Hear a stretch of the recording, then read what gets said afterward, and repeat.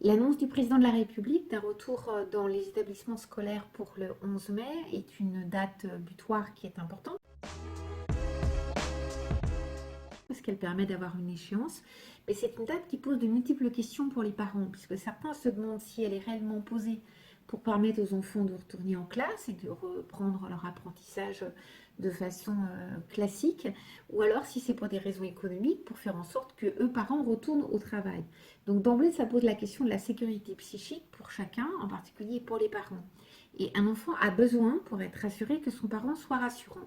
Donc il va être absolument impératif que le milieu scolaire, le système scolaire, mette en place tout un système d'ajustement de son ergonomie, c'est-à-dire de son environnement, pour qu'il soit conforme aux règles liées au confinement et à l'évitement de la propagation du virus. À savoir qu'en classe, on est assis les uns à côté des autres. En cours de récréation, il y a des interactions. À la cantine également. Les toilettes scolaires, on n'en parle même pas.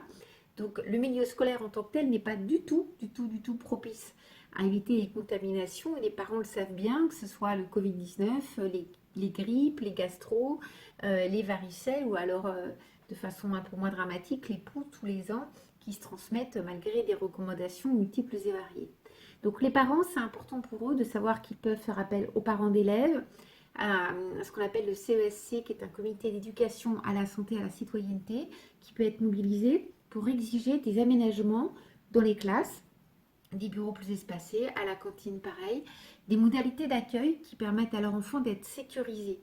Si eux n'ont pas cette conviction que leur enfant sera dans un lieu d'accueil sécurisé et sécurisant, ça va être très compliqué pour eux de dire à l'enfant tu vas pouvoir retourner à l'école.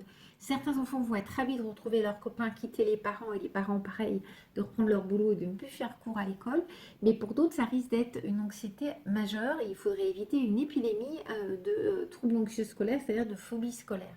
Donc être rassurant, c'est de dire à son enfant que l'école a mis en place ce qu'il fallait pour éviter les contaminations, les limiter, le risque zéro n'existe pas, apprendre à son enfant et surtout lui permettre de comprendre l'importance des gestes barrières, dont le fait de se laver les mains régulièrement, d'éviter de se coller aux copains copines en cours de récré et en classe, essayer de voir ce qu'on peut faire pour limiter tout ça, c'est fondamental. Ça évitera probablement bien d'autres épidémies, mais c'est aussi absolument essentiel que les enfants aient confiance dans la vie, dans l'école, parce que l'école fait partie intégrante de leur vie. Donc il faut rassurer les parents pour que les parents soient rassurants pour les enfants. C'est toujours le même enjeu fondamental. Donc pour nos enfants, leur dire que retourner à l'école, eh ben, c'est important, c'est essentiel pour eux. Le risque zéro n'existe pas, mais on fera tout pour limiter le maximum de dangers et de difficultés. En tout cas, que les enfants sachent que les parents sont présents, restent présents, et c'est là-dessus, grâce à ça, qu'ils parviendront à grandir sereinement et à dépasser cette période de confinement qui a été pour eux, avant tout pour eux, une véritable épreuve.